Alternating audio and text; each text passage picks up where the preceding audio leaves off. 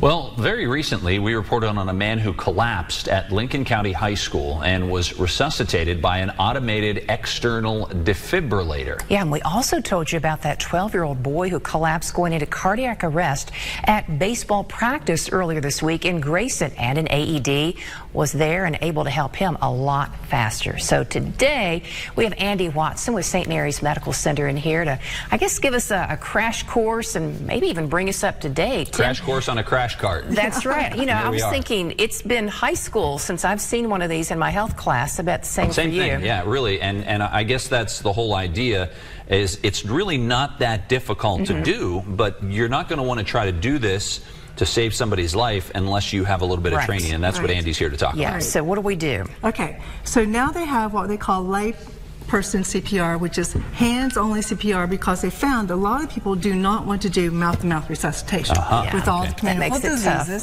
So they were just standing away saying, oh, I'm not going to touch that person. He's down the ground. I'm just going to stand there. So now all you have to do is put your heel of one hand right in the middle between the breastbone, right here on the breastbone, right between the breasts, with the second hand on top of it, the heel of it, and you're going to go straight down, and you're going to press hard and press fast. And you'll do CPR until you get help.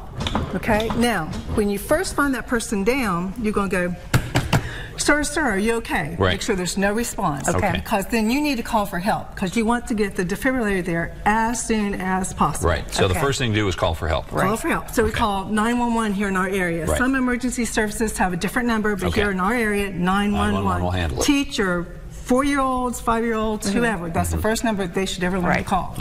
911. Then you come back and you start that CPR, like I said. Now, when you call 911, if there is an AED in the area, they're going to tell you, and they're going to tell you where to go get it. They know that? They have those on file? So when when an organization, a church, a school, some of these ball fields, we have one here at the station.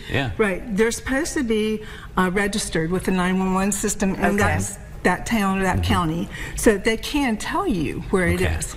So somebody goes and gets it and brings it to you, and then we'll use it. It's very easy to use. These came out like late 1990s, early 2000s, because it talks people through it. Anybody who has not even had training on it could actually use it. And it seems very, very simple. I mean, you open it up. And there's an on-off switch right there for you to press. It's 1, 2, 3, 3 steps. That's all it takes. So go ahead, Tim, turn it on. We have it on. It's going to talk to you. Apply pads to patient's bare chest. So it comes with the pads. So the pads have pictures. So put the pads on right where the pictures. Don't put that in yet. Put the pads on right where the picture shows. And it shows you right there. So go ahead, Tim. Put the pads on there. On this side. Plug-in connector. We're not going fast enough. That's right. Put it here. And that one goes right here. Oh, on the side on there. More on the side? Yeah, right on the side there. That's good. Now we're going to plug in the connector right where the flashing light is. So and this is done after you've already tried. You've started CPR. CPR, So we plug it in. Analyzing heart rhythm. So it does touch the patient. So don't touch the patient anybody. first. Let it analyze. Let the machine do its trick. Any movement will make the machine think it's time to shock it. And that's what this button is. This third button right here on the bottom. So it's going to light up here in a minute. So everybody stand clear, because we don't want anybody So it's like clear, like you see on TV. Clear. Press the orange button now. Shock delivered. Paused. Now, we didn't see the jump up like you see on TV. No, because sometimes it'll have a little bit of a jolt, but they usually don't jump off. But you can't be touching the patient with this goes, or you'll get a shock too. Oh, that's good to know. So, and you notice that it said pause, begin CPR. If they do not respond to that shock, then you immediately start the CPR like I just demonstrated. Do you take the pads off? Leave the pads on. Leave the pads on. The machine will count down for about 2 minutes. And in 2 minutes, it'll tell you analyzing to stand clear again. I see. And then it's going to, if it has to have a shock again, it will shock again. You're doing good. Now the green light just came on. We don't have that under our skin. Is that good? So that means that you're doing good CPR. So you want to do, we kind of think that, I know you've seen this spot. Staying alive? Staying alive. I was scary to bring that up. Everybody does stay alive. That's probably in our heads. That's trying to get you the rate. Kind of like that rhythm. A little bit faster. Yeah. Okay. Stay alive, stay alive. Whatever. I don't want to stay on TV.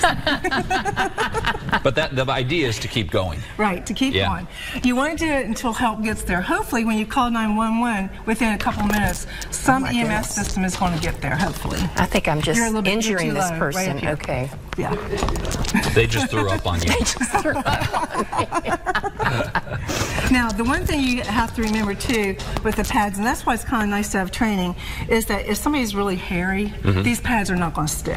You want to be sure. That's good, too. You want to be sure that as much skin real as possible. Good skin contact. So a lot of times the machines will have two sets of razors or two sets of pads. If you have two sets of pads, put one set on, rip off the first set, which removes the hair. And then put the second set on, and you're ready to go. Because, I'd rather have two sets of pads, because if I have a razor, I'm going to have to be nervous. Right, and you'd be nervous at the time. I mean, it's a very stressful time. So you'd be. Another one thing that we kind of keep in mind too is sometimes this can happen at swimming pools. So it's the 2 minutes counting down. I'm going to turn it off. So sometimes it happens at pools. So if somebody's in a large amount of water, you want to dry them off. But if it's like they've spilled a cup of coffee or a drink as they've fallen, that's okay. It's if they're laying in a big pool of water or a shower or a bathroom. We can't thank you enough for coming in and showing us this, because these are life-saving tips and not to be taken lightly. We're having a little fun with it, but it can be a very stressful time. But if you know what you're doing going into it and get the proper training, so that's the thing. We think everybody should be trained on something like this, because and it doesn't seem that hard. No, just a little bit of practice and staying calm. And I've taught Girl Scouts, kids, they really pick it up a lot, real fast. So it's easy to pick up. All right, Andy. Thanks so much again. So much. Really appreciate it.